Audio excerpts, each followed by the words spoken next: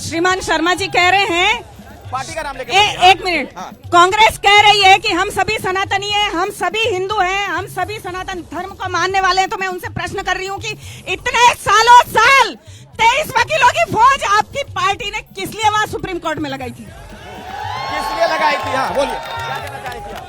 जी भाई साहब, कांग्रेस इतनी विरोधी है हिंदुओं के, जब हमारे यहाँ बारात निकलती है हमारे चारों जनाज की, तब ये लोग रोक लगाते हैं, हमारे भाइयों को पिटवाते हैं ये लोग।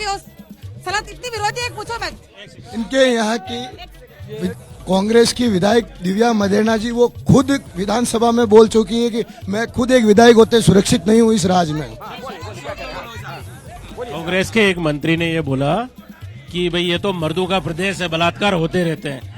तो ऐसे मंत्री बोलेंगे क्या ये मर्दों का प्रदेश है? ये बोलेंगे क्या विधानसभा में कि ये मर्दों का बोलिए, क्या कहना चाह रहे हैं? गहलोत सरकार 5 सालों में केवल राजस्थान में 12% एम क्लास है और उनके लिए ही सरकार ने काम किया। 88% पिछले 5 साल में 22 से ज्यादा पेपर आउट हुए हैं। इस सरकार के खुद के आरपीएससी के जो चेयरमैन थे बाबूलाल कटारा, उनके टाइम पे है ना सारे हुए हैं।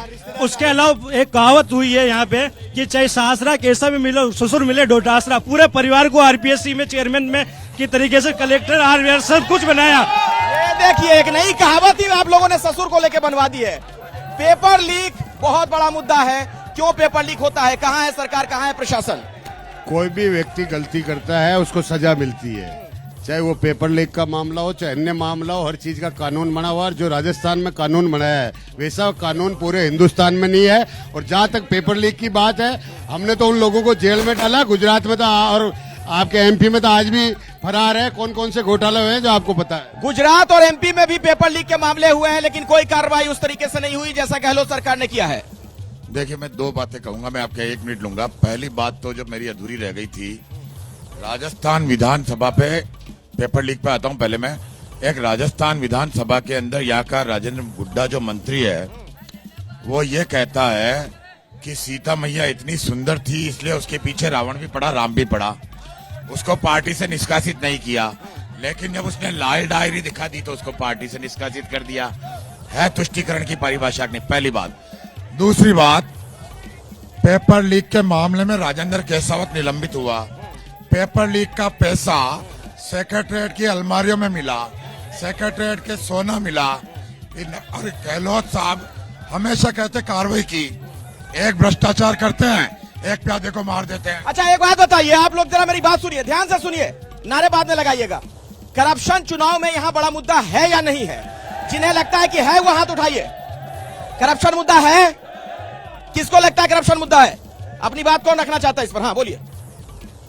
ये सारे मुद्दे तो बहुत जोरदार उठा रहे हैं कि धार्मिक मुद्दे हो रहे हैं, लेकिन भीलवाड़ा की बहुत बड़ी 5 लाख करोड़ का घोटाला जिंदल ने यहाँ किया है, जिसमें कांग्रेस और बीजेपी, और रिकॉर्डेड मेरे पास कागज है, उसको माइंस स्वीकृत नहीं है। विदाउट स्वीकृति के माइंस आज 10 करोड़ रुपए रोज की चोरी करके ले जा रहा है। लेकिन न तो बीजेपी बोलती है न कांग्रेस बोलती है। दोनों की मिली भगत है। विधानसभा में डॉक्यूमेंट है इनके और विधानसभा में जो बोला उसके कागज पेश है आपके।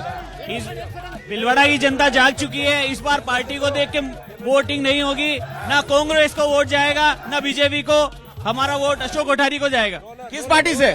रोलर अशोक, मतलब निर्दलीय। हाँ, इधर किसी कुछ बोलना है? बोलिए।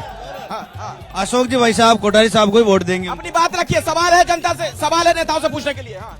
राम मंदिर का मुद्दे को लेकर सभी लोग बहुत आकर्षित हो जाते हैं, मगर क्या बीजेपी के लोग या अशोक जी कोठारी के लोग ये जानते हैं कि राजीव गांधी जी ने राम मंदिर निर्माण की शुरुआत की थी 1987 में? उन्होंने ताला खुलवाया था जो ऑन रिकॉर्ड है। क्या ये लोग जानते हैं उसकी शुरुआत क्या है? जैसे ही घड़ी का काटा दोपहर 2:30 पे आए, बबीता जी का दिल सास बहू साजिश के लिए मचल जाए।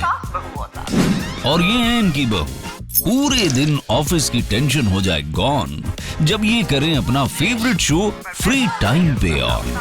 इनकी तरह आप भी देखें अपना फेवरेट शो अपने टाइम पर और डाउनलोड कीजिए एबीपी लाइव ऐप अपने स्मार्ट टीवी पर।